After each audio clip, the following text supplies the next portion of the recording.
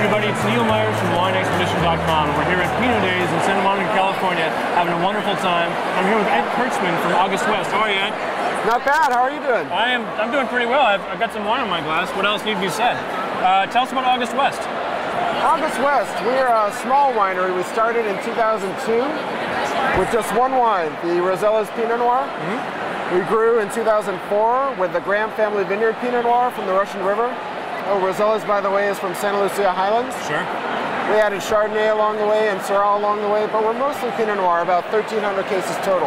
Nice, 1,500. 1,300. 1,300, so very small case. You're keeping an eye on everything and controlling everything and a lot of TLC going on. A lot of TLC, and it's pretty easy at that small production level. Well, and I always say this, that I actually prefer, small case produced wine. I always find that talking to someone like you, again, it's handcrafted. It's small enough that you get to almost put your hand on every single bottle that you produce. Pretty much. I have friends that come in and help me bottle the wine, as well as our mobile bottler. But yeah, I can pretty much touch every bottle. That's fantastic. So what's the first wine we're having today? First wine is a 2008 Santa Lucia Highlands Appellation Blend. Just released tomorrow in Southern California, tomorrow Monday. Wow. So very, very fresh, young wine. Sure. We bottled this in the summer of '09, last July. Just a blend of almost all Rosella's vineyard and just a tiny bit of Gary's vineyard. Wow. Very nice, pleasant nose. Not overbearing.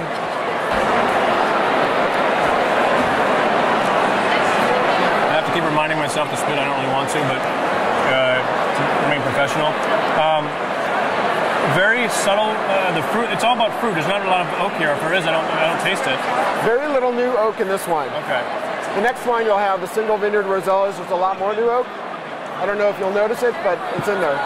So obviously, when you got to the point where you could have put, you're like the fruit is good enough or expressive enough that you didn't want to even mess with oak.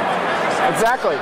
We wanted this wine to sell for around $30 a bottle, and with a lot of new oak, we would have had to raise the price on it. Sure, but again, the fruit to me, it's quality enough fruit that it's just really nice, beautiful berry notes. You don't need. Why bother? Why bother? Yeah, a lot of upfront fruit, good acidity. And 08 was a very good vintage. I know some wine writers aren't going to regard 2008 as highly as 2007, but from a winemaker... 2007 was such like a gangbuster year and sort of like... Very hedonistic. Yeah. From a winemaker's point of view, 08 might even be better. Really? Very focused, pure fruit flavors. Really nice. So, our next bottle?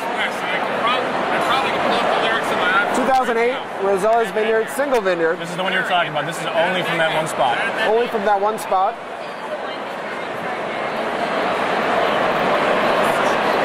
We did about 350 cases of the Rosellas, 320 of the Santa Lucia Highlands.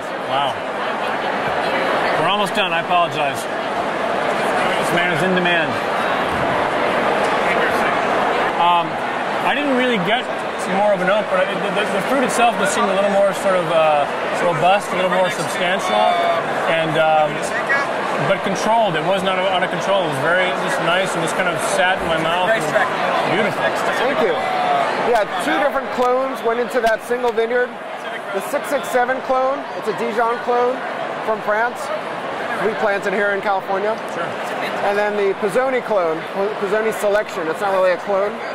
So those are the 2 clone selections that went into the single vineyard. The appellation wine, the part that's from Rosella's, is mostly the 777, another Dijon clone, and the 113, another Dijon clone. Hearing him rattle off the names of the clones, once again, I'm always fascinated by the meticulous sort of science and even math, for crying out loud, that goes into winemaking. It's a little bit of both. But then again, you're equal part artist as well, so it's pretty neat. Maybe artisan. I don't know if I'm such an artist. Fair enough. Kind of a slob when it comes to art, but hopefully not when it comes to winemaking. Now, you mentioned the price point on the first one was around 30. What's the price point on this one? 42 on the Rosellas, okay. And also on the third wine, the Graham family vineyard. This is our Russian River wine. Comes from Howard Graham's Graham family vineyard, right in the middle of the Russian River. Nice. Also 2008. And was it 2008 similar in up in the Russian River as far as in your opinion, a good year? Yeah, equally good as far as I'm concerned. There's a lot of frost damage in a lot of parts of the Russian River and Sonoma Coast in 2008, but luckily at the Graham family vineyard, there's very good frost protection, micro sprinklers, so there was almost no frost damage at the Graham family vineyard. April of 08 was a freezing cold month, coldest since the early 70s, but Graham came through just fine. Now I am getting a little oak on this. Am I crazy? It's actually less new oak than the Rosellas, but more than the Santa Lucia Highlands. And this one seems to last longer as well. It's just sort of sitting on my tongue. It's yeah, really different fruit profile in the Russian River than there is in the Santa Lucia Highlands. It's more complex too. Just more depth, more going on, but it's not, again, it's not overbearing. It's very subtle. It's you know, we're spoiled here at this event because there's so many great Pinot producers. It's not like I haven't gone to one and went, like you said, there hasn't been an overbearing nose, there hasn't been, they all have great texture. It's sort of you know, a kid in the candy store if you're a Pinot lover. So many different flavors here today. But this is my favorite, I have to say. All due respect to the other two, but this one, I've always sort of found myself gravitating towards Russian River and Sonoma Coast Pinot, and I love Oregon Pinot now. I don't know why, I can't tell you why, but this is my favorite. And it's not because you told me that, it's just, to me the fruit is a little more delicate, a little more elegant, but I mean, if I had to take any one of them, if you told me that I didn't have a choice and you made me take one, I'd be okay with any one of the three.